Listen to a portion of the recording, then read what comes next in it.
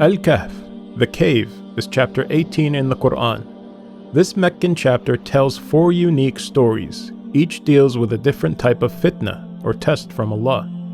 The first story is about the people of the cave. Their faith was tested by Allah, as they were surrounded by a pagan society that worshipped idols. The second story deals with the fitna of wealth. It's about a man who Allah blessed with wealth, but was arrogant and ungrateful to Allah. The third story deals with the fitna of knowledge. Allah sent Prophet Moses, peace be upon him, on a journey to show him that he wasn't as knowledgeable as he thought he was. The fourth and final story deals with the fitna of power. It's a story about Zulqarnain, a just ruler who was not corrupted by the power Allah blessed him with. Now let's take a look at each of these stories in more detail. So who are the people of the cave? They were a group of young believers who believed in Allah and worshipped Him alone. They held firmly to their faith at a time when everyone around them was worshipping idols and far away from the straight path. They began preaching to the people, urging them to return to Allah's path and to worship Him alone. But they were mocked and ridiculed for doing so. However, their faith in Allah never wavered, even as they became more isolated in their own community. Allah would then inspire them to seek refuge in a cave away from their corrupt village. So they took their dog and left their homes and comfortable lives behind and went to live in this cave. وَإِذِ اعْتَزَلْتُمُوهُمْ وَمَا يَعْبُدُونَ إِلَّا اللَّهَ فَأْوُوا إِلَى الْكَهْفِ يَنْشُرْ لَكُمْ رَبُّكُمْ مِنْ رَحْمَتِهِ وَيُهَيِّئْ لَكُمْ مِنْ أَمْرِكُمْ مِرْفَقًا. Since you have distanced yourselves from them and what they worship besides God, take refuge in the cave. Your Lord will extend His mercy to you and accommodate you in your ordeal. It is in this cave that Allah would bless them with great miracles, one of them being that they would sleep for 309 years. During that long period of time, Allah would protect them from the heat of the sun, turning their bodies away from the sunlight. He would also circulate air inside the cave so they can breathe. When they finally woke up, they asked each other, "How long have we been sleeping for?" "Maybe a day or part of a day," one replied.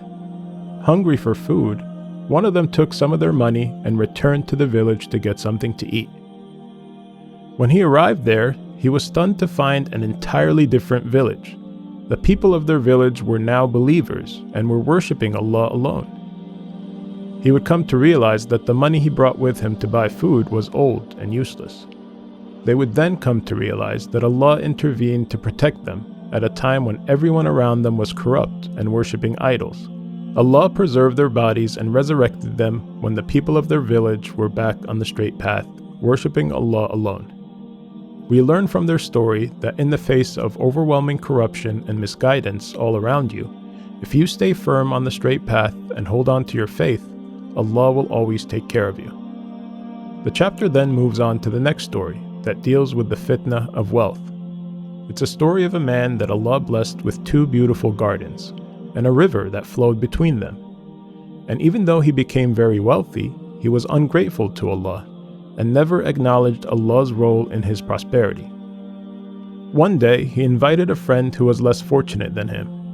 He wanted to show off his wealth to this poor man, so he gave him a tour of his property, boasting that his land will never perish and that there is no day of judgment. His friend would challenge him, reminding him that Allah is the one who created him from dust and made him into the man he is today. "If only you had said when you entered your property, 'This is what God has willed,' there is no power except with God," said the poor man. But the wealthy man's arrogance would soon doom him, as Allah would go on to destroy his gardens and crops, leaving him with nothing. Allah would then remind us that this world is temporary, and regardless of how blessed we are, nothing comes close to the everlasting reward of the afterlife. المال والبنون زينة الحياة الدنيا والباقيات الصالحات خير عند ربك ثوابا وخير أملا. Wealth and children are the adornment of this worldly life, but the everlasting good deeds are far better with your Lord in reward and in hope. The chapter then moves on to the third story that deals with the fitna of knowledge, and that's the story of Prophet Moses, peace be upon him, and Al-Khidr. A man came to Moses one day and asked, "Who is the most knowledgeable person on earth?" "That would be me," Moses responded. So God revealed to Moses that he was wrong to say that, and there was in fact someone who is more knowledgeable than him. God instructed him to go meet this man, whose name is Al-Khidr, and that he will find him where the two seas meet. So Moses, peace be upon him, took his young servant and set out on this long journey and eventually found the right spot. فَوَجَدَ عَبْدًا مِّنْ عِبَادِنَا آتَيْنَاهُ رَحْمَةً مِّنْ عِنْدِنَا وَعَلَّمْنَاهُ مِنْ لَدُنَّا عِلْمًا. There they found a servant of ours, to whom we have granted mercy from us, and enlightened with knowledge of our own. Moses says to him, "May I follow you, and perhaps you can teach me some of the guidance you've been taught?" "You won't be patient enough with me," said Al-Khidr. "And how could you be patient with what is beyond your realm of knowledge?" Moses responded, "You will find me patient, God willing, and I will not disobey any of your orders. Then if you follow me, do not question me about anything until I myself clarify it for you." So they set out on this journey together, and they board a ship. On the ship, Al-Khidr starts damaging the ship, making a hole in it. "What are you doing?" said Moses, peace be upon him. "Are you trying to drown the people of this ship? You've done a terrible thing."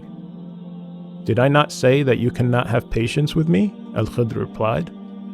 Moses pleaded, "Excuse me for forgetting, and do not be hard on me." So they proceeded on their journey until they came across this boy, and Al-Khidr kills him. Moses protested and said, "Have you killed an innocent soul who killed no one? You have certainly done a horrible thing." Al-Khidr answered, "Did I not tell you that you cannot have patience with me?" Moses replied, "If I ever question you about anything after this, then do not keep me in your company, for by then I would have given you enough of an excuse." So they moved on until they came to a town, and they asked its people for food, but they refused. Moses and Al-Khidr would continue until they came to this wall that was about to collapse. Al-Khidr would rebuild the wall to save it from collapsing. "You know you could have demanded them to pay you a fee for fixing their wall for them," Moses told Al-Khidr. Al-Khidr replied, "This is the parting of our ways. I will now explain to you what you could not bear patiently. As for the ship, it belonged to some poor people working at sea. So I damaged it, for there was a tyrant king ahead of them, who seizes every good ship by force. And as for the boy, his parents were true believers, and we feared that he would pressure them into defiance and disbelief. So we hoped that their Lord would give them another, more virtuous and caring one in his place. And as for the wall, it belonged to 2 orphan boys in the city, and under this wall was a treasure that belonged to them, and their father was a righteous man. So your Lord willed that these children should come of age and be able to retrieve their treasure, as a mercy from your Lord. I did not do it all on my own." This is the explanation of what you could not bear patiently. Allah wanted to teach Moses a lesson that we do not always have the knowledge of why God allows certain things to happen, things that may appear to be bad as it unfolds, but in reality, it's for a good reason. Now we come to the final story of this chapter, which deals with the fitna of power. It's the story of Zul-Qarnayn, known as the man of the 2 horns. He was a righteous king who traveled far and wide. He was an honorable and just ruler, whom Allah blessed with vast land and tremendous power. إِنَّا مَكَّنَّا لَهُ فِي الْأَرْضِ وَآتَيْنَاهُ مِنْ كُلِّ شَيْءٍ سَبَبًا. Surely we established him in the land, and gave him the means to all things. So he set out on journeys to the far east and far west, where he helped guide people to the straight path, brought them prosperity, and ruled over them with justice. Then he traveled a 3rd course, حتى إذا بلغ بين السدين وجد من دونهما قوما لا يكادون يفقهون قولا. Until he reached the pass between 2 mountains, he found in front of them a people who could hardly understand his language. They pleaded with him to save them from Gog and Magog. Gog and Magog were 2 neighboring peoples who violently raided their village and spread corruption throughout the land. "Should we pay you tribute provided that you build a wall between us and them?" said the people to Zulqarnain. He responded, "What my Lord has provided for me is far better, but assist me with resources, and I will build a barrier between you and them." "Bring me blocks of iron," he asked the people. They would fill the gap between the two mountains with iron, making it red hot, and pouring molten copper over it, making it near impossible to climb or penetrate. فَمَا اسْتَطَاعُوا أَنْ يَظْهَرُوهُ وَمَا اسْتَطَاعُوا لَهُ نَقْبًا.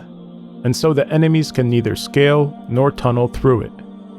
He then declared to the people, "This is a mercy from my Lord. But when the promise of my Lord comes to pass, he will level it to the ground, and my Lord's promise is ever true." Meaning this wall won't last forever, and there will come a day when Allah will allow it to be leveled, and Gog and Magog will come through. وَتَرَكْنَا بَعْدَهُمْ يَوْمَئِذٍ يَمُوجُ فِي بَعْضٍ وَنُفِخَ فِي الصُّورِ فَجَمَعْنَاهُمْ جَمْعًا. On that day we will let them surge like waves over one another. Later the trumpet will be blown, and we will gather all people together. Yag and Magog's eventual coming out from behind this wall that Zulqarnain built is known to be one of the major signs of the final hour, right before the Day of Judgment. The story of Zulqarnain is a reminder that God will grant certain people power. What they do with this power is a test by Allah. Some will be corrupted by power, while others will use it for good. These 4 stories represent different ways Allah will test us in this world. It is encouraged that Muslims read this chapter every Friday to remind themselves of these trials and to protect themselves. Help us create more videos by visiting our website today and contributing to our mission and project. Please subscribe to our YouTube channel to access more videos and content.